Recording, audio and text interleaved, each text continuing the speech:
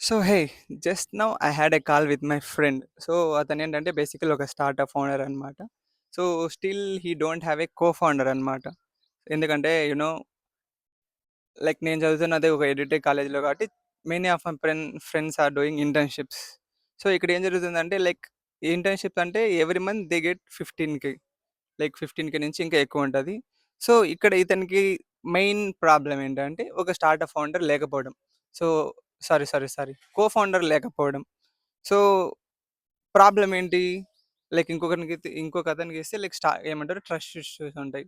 Like అంటే అతను ఎంత వర్క్ చేస్తున్నాడు. సో కొంచెం కొంచెం ప్రాబ్లమ్స్ ఉంటాయిగా. అండ్ దట్ ఏంటంటే ఒక బాండ్ అనేది ఇంపార్టెంట్ ఫౌండర్‌కి, కో ఫౌండర్‌కి మధ్య. So as a Google student అంబాసిడర్‌గా ఏంటంటే నాకు కొన్ని ఎర్లీ యాక్సెసెస్ అయితే ఉంటాయి బీటా వెర్షన్స్ అన్నిటికి.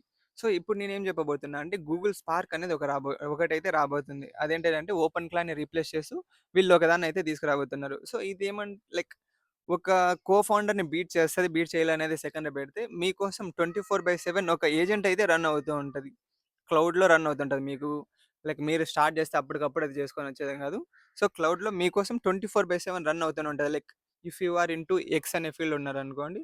సో, ఆ ఫీల్డ్‌లో ఏమన్నా కొత్త న్యూసెస్ ఏమన్నా వస్తుంటే దాన్ని తీసుకోవడం అండ్ దీనికి మన స్టార్టప్ గురించి చెప్పిన తర్వాత దాని మీద అది ఎలా ఇంపాక్ట్ అవుతది అలా అనమాట. లైక్ ఫ్యూచర్‌లో స్టార్టప్ ఫౌండర్స్‌కి లైక్ ఈవెన్ చాలామంది స్టూడెంట్స్‌కి ఉంటది. Like want to build something అని. సో, ఆ టైంలో ఏమైతదంటే this might help that kind of people అనమాట.